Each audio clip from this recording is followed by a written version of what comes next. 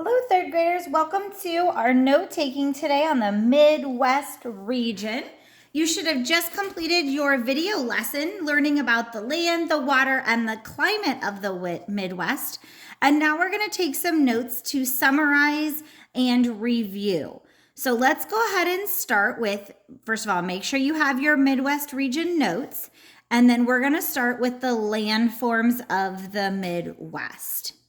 So let's review. The first thing we talked about that the Midwest has is what's called the Central Plains. The Central Plains in the middle. And remember, the Central Plains have flat, gently rolling, so that means that they are not high peaks, gently rolling land.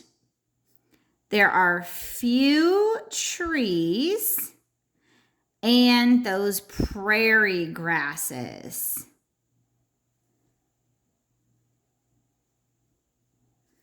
So the Central Plains, which is a main part, have that flat, gently rolling land with few trees and prairie grasses.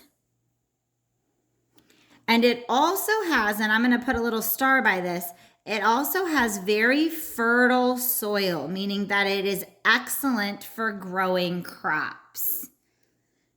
And a lot of our crops come from the Midwest region. So the Central Plains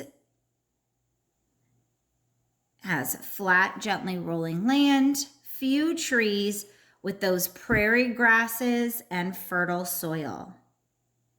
And then moving a little more to the west, we have what's called the Great Plains. The Great Plains, which are a little bit further west. This is going to be like your Dakota area. And in that area, there is definitely less fertile soil. There's often less rainfall. And the land there is higher, drier, meaning the less rainfall, and rockier.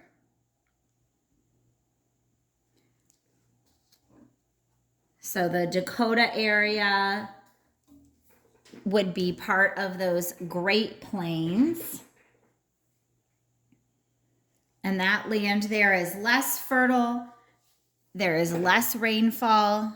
The land is higher, drier, and rockier. Part of that area of the Great Plains is the Black Hills of South Dakota.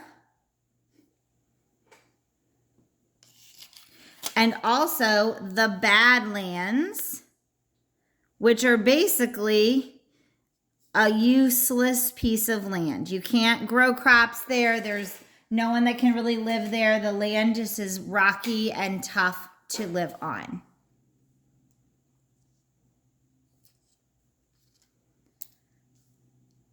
So we have some great crop growing land and some not great. So the Central Plains and the Great Plains.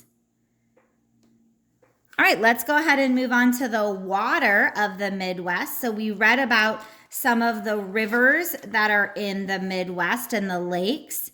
And one of the biggest things that we talked about was the Mississippi River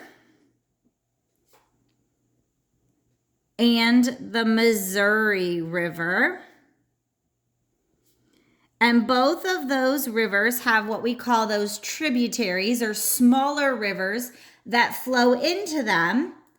And then these are the larger rivers that then flow to the Gulf and the oceans, and they flow out.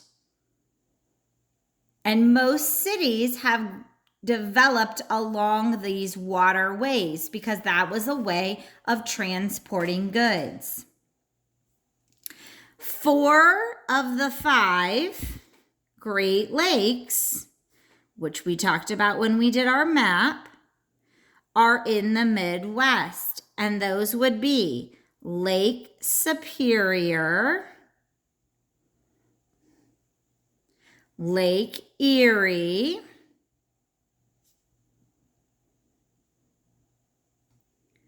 Lake Michigan,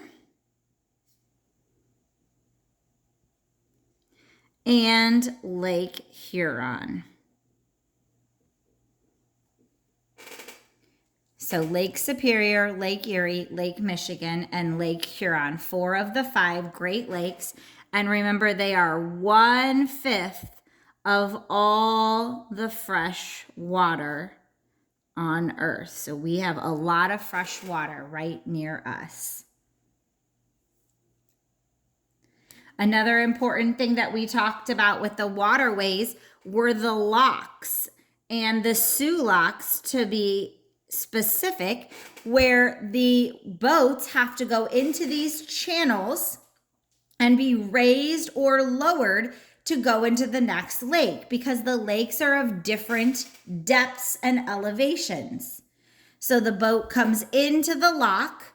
They either bring in the water to raise the boat up to the next lake, or they slowly release the water to bring the boat down to the lake it's going out of. And those locks are important to being able to transport goods. All right, so now we've talked a little bit about the land and the water. Let's go ahead and flip in our packet to the climate and talk about what is the weather conditions like in the Midwest. So we started off by kind of reading about those winters. The winters in the Midwest are cold and long and harsh. They often have blizzards, which are those bad snowstorms that come through. Because the land is flat, the snow blows easily across the land. The summers are often very hot because they're able to warm up with the land being so flat. The spring is the time of the year when people there often get hailstorms. And remember, hail is like ice, and those tornadoes because of the flat land. And there is that section in the Kansas area and around that is called Tornado Alley, where many tornadoes often are coming up, and homes are built for that. Just like our homes in Florida are built for hurricanes, the homes in Tornado Alley are built stronger to try to withstand that. And the people and animals in this area have learned to adapt to these harsh variations in the weather. For example, the prairie grass has the roots that are able to withstand. Prairie dogs go in burrows underneath the ground, and the bison are able to shed their thick outer coats in the summer. And so those are just some examples of the people, well, not really people, the animals, and how they've adapted to live in the long, cold winters, but the super hot summers. All right, next time I see you guys, we're going to talk about what kinds of products and resources do we get from the Midwest.